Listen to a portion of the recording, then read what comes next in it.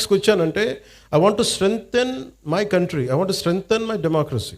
ఇది నేను అంటే ఇది నాకు దీనివల్ల పదవులు వస్తాయా ఏమొస్తా నాకు తెలియదు, కాకపోతే I feel it is my commitment to my nation. So నేను ఇంత చేయగలిగినప్పుడు నా రిక్వెస్ట్ ఏంటంటే ఇక్కడ ఉన్న స్టూడెంట్స్ దగ్గర నుంచి కానీ పెద్దల దగ్గర నుంచి కానీ all the respected individuals, highly educated individuals, erudites, మీరు ఒక గ్రూప్గా ఫామ్ అవ్వండి. మీరు వాట్సాప్ గ్రూపులు కులాల్లో ఉంటాయి కదా, కాస్ట్ వాట్సాప్ గ్రూప్స్ ఉంటాయి, లేదంటే రిలీజియస్ వాట్సాప్ గ్రూప్స్ ఉంటాయి. How come we don't have any WhatsApp group for law and order? మా ఏరియాలో సమస్య ఉంది, why can't we come together? అంటే అది కన్వీనియంట్గా ఉండదు అందరికీ. కులాల్లో తిట్టుకోవడానికి మనకి కన్వీనియంట్. అంటే ఇలాంటి సిన్సియర్ అఫీషియల్స్ ఉన్నప్పుడు కలెక్టర్ గారు లాంటి వాళ్ళు, మన మాధవ్ గారు కానీ,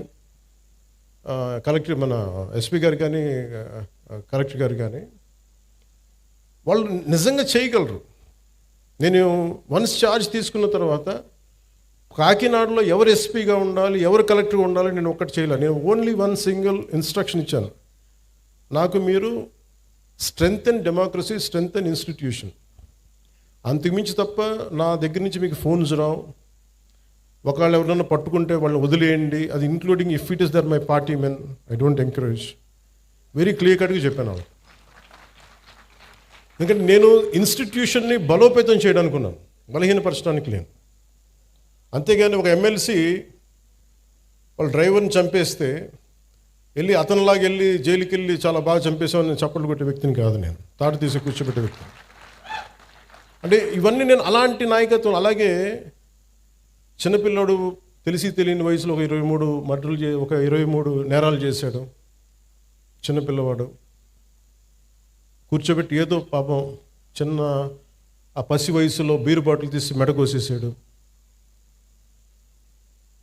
పాపం ఏదో కూర్చోబెట్టి అమర్నాథ్ గౌడ్ అనే అబ్బాయిని తెలుసు తెలియకుండా 14 ఏళ్ళ కుర్రోడిని వాళ్ళ అక్కని ఏడిపిస్తున్నారని చెప్పి ఆ 14 ఏళ్ళ అమర్నాథ్ గౌడ్ వచ్చి ఆ రౌడీలని ఎదుర్కొంటే పాపం కత్తితో పొడి చేశారు. చిన్నపిల్లలు తెలిసి తెలియకుండా పొడి చేశారు.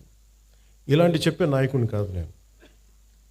మీరు ఇలాంటి వ్యక్తులను కనుక మీరు ఎంకరేజ్ చేస్తే, ఇలాంటి భావజాలాన్ని ఎంకరేజ్ చేస్తే భవిష్యత్తు మీకే ఊహించుకోలేని పరిస్థితుల్లో మీరు ఉండిపోతారు. నేను ఈరోజు మీకు ఎందుకు బలంగా చెప్తున్నానంటే you have to have a collective spirit. అన్ని పనులు అవ్వకపోయినా primary is law and order.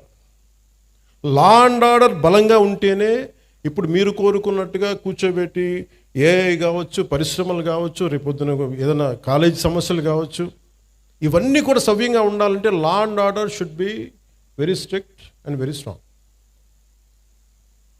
నేను హోమ్ మినిస్టర్ని కాదు, అది నా పరిధిలోకి రాదు, అది క్రిమినల్స్ తాలూకు అదృష్టం.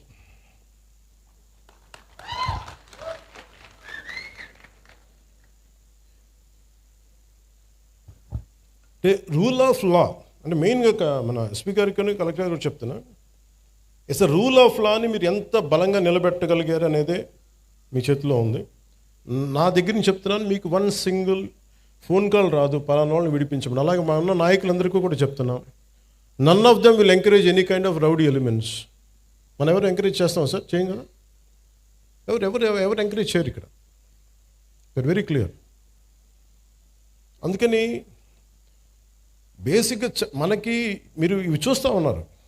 ఇప్పుడు ఇందాక ఫాల్స్ ఎస్సీ అట్రాసిటీ కేసు ఉన్న సింపుల్ సివిల్ కేసు, దారి ఇవ్వలేదు, గొడవ జరుగుద్ది, అంతేగాని దానికి ఒక ఫాల్స్ ఎస్సీ అట్రాసిటీ కేసు పెట్టినా తప్పు అవుతుంది. దీనికి మీరు బాధితులు కాకండి. రియల్ ఎస్సీ అట్రాసిటీ యాక్ట్ ఎంత బలంగా పెట్టాలో ఫాల్స్ ఎస్సీ అట్రాసిటీ యాక్ట్ని కూడా మీరు అంతే బలంగా మీరు నిలువరించాలి. తప్పది.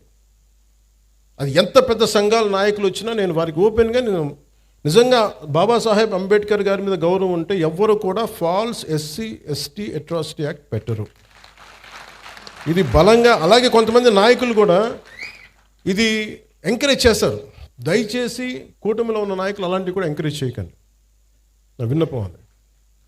ఎందుకంటే కొన్ని ఫాల్స్ కేసులతో నలిగిపోతారు, బయటికి రాలేరు, బయటికి చెప్పుకోలేరు. సుప్రీంకోర్టు ఎందుకు జడ్జిమెంట్ ఇచ్చి ఉంటుంది? ఎన్ని ఫాల్స్ ఎస్సీ అట్రాసిటీ కేసులు పెడితే తప్ప ఇన్ని రావు కదా. సుప్రీంకోర్టు రెస్పాండ్ అయింది అంటే. అందుకని ఎస్పీ గారికి కూడా చెప్తాను, let it be directive, let it be policy for the entire state.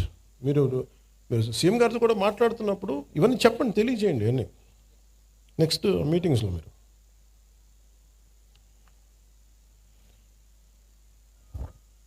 Law and